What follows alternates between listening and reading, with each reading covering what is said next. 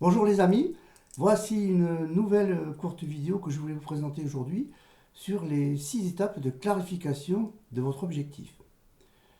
Ça, c'est une technique qu'on doit à la PNL, programmation neurolinguistique, qui est très puissante et qui est vraiment stupéfiante. Alors, je vais maintenant dérouler ces 6 étapes. Alors, la première étape, c'est qu'est-ce que vous voulez? Ça, c'est la première étape. Qu'est-ce que vous voulez? C'est-à-dire, vous formulez positivement l'objectif que vous voulez atteindre, qu'il soit personnel ou professionnel. La deuxième étape, ça va être de vous poser cette question. Est-ce que cela ne dépend que de vous? Parce que si cet objectif dépend d'autres personnes, vous comprenez bien que ce sera compliqué pour vous de l'atteindre. La troisième étape, ça va être de vous demander qu'est-ce que cela va vous apporter de plus important si vous atteignez cet objectif, personnel ou professionnel. Vous passez ensuite à la quatrième étape, qui va être de vous demander comment saurais-je que j'ai atteint cet objectif? Qu'est-ce que je verrai? Qu'est-ce que j'entendrai? Qu'est-ce que je ressentirai à ce moment-là, une fois l'objectif atteint? Ensuite, on passe à la cinquième étape qui est très importante également, c'est de vous poser la question de savoir s'il y a des avantages ou des inconvénients à atteindre cet objectif. Pour vous, d'abord, mais aussi pour votre entourage. Et enfin, la dernière étape va être de vous demander qu'est-ce qui vous empêche aujourd'hui d'atteindre cet objectif? Quels sont les obstacles et les freins? Voilà, je vous ai présenté rapidement ces 6 étapes. Chaque étape est forcément essentielle et le déroulé de la première à la dernière vous garantira d'atteindre votre objectif dans les meilleures conditions possibles. Alors là, on va rentrer un petit peu dans le détail maintenant que j'ai présenté les 6 étapes.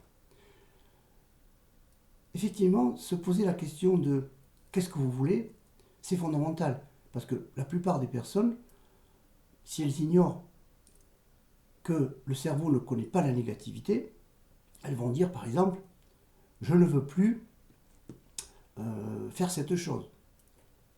Quand on dit je ne veux plus quelque chose, ça part mal. C'est pas comme ça qu'il faut procéder.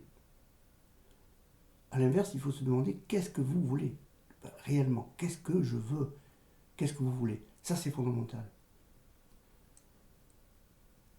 La question ensuite de est-ce que ça dépend que de vous, elle est également fondamentale parce que un objectif, je vais donner un exemple.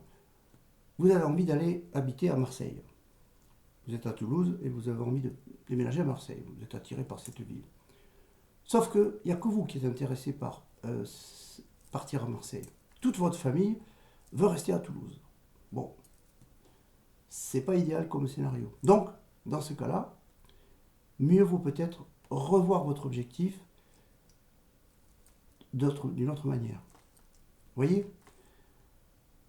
Et quand ensuite vous vous demandez ce que ça va vous apporter de plus important d'atteindre cet objectif. Là, vous explorez la partie motivation. Oui, mais si j'atteins ça, qu'est-ce que ça va me donner?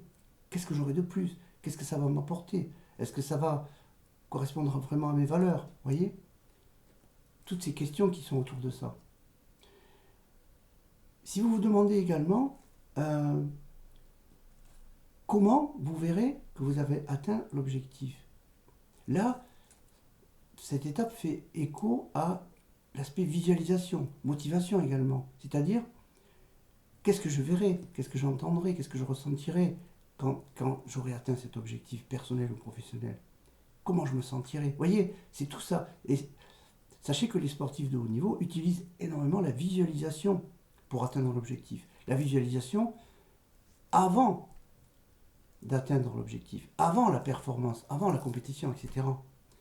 Vous voyez bien tout l'intérêt qu'il peut y avoir à préparer les choses de cette manière. De toute manière, votre cerveau ne fait pas la différence entre ce qui est vrai et ce qui est imaginé. Donc plus vous visualisez, mieux c'est. La question de ce qu'on appelle en PNL l'écologie de l'objectif, c'est la cinquième étape, pour mémoire, elle est essentielle également. Parce que est-ce qu'il y a un inconvénient ou un avantage à atteindre cet objectif? Pour moi, pour vous, pardon, pour les autres, pour l'entourage, etc. Ça, c'est également une question fondamentale. Parce que s'il s'avère qu'il y a un inconvénient, ou plusieurs inconvénients, mieux vaut le savoir dès le début. Parce que s'il y a des inconvénients, ça peut faire capoter votre objectif. Vous comprenez facilement. Et reste la question des obstacles, des freins, des choses qui bloquent. Alors ça, c'est également essentiel. Qu'est-ce qui m'empêche aujourd'hui, qu'est-ce qui vous empêche aujourd'hui d'atteindre l'objectif? Quels sont les freins, quels sont les obstacles? Ça, c'est également un aspect qu'il ne faut pas négliger. Et quand vous vous êtes posé cette question, posez-vous la question, aujourd'hui, quelles sont mes ressources? Quelles sont vos ressources? Quelles sont les ressources que j'ai en magasin? Avec quoi je vais pouvoir réaliser cet objectif? Quels sont mes points forts, mes points faibles? Est-ce que je peux trouver des ressources à l'extérieur? Oui, également. Vous voyez, ces 6 étapes, ça n'a pas l'air super compliqué quand on les déroule, mais ça débouche sur énormément de questionnements. Mais si vous les respectez, tous ces questionnements, ça vous garantira d'atteindre l'objectif dans les meilleures conditions possibles.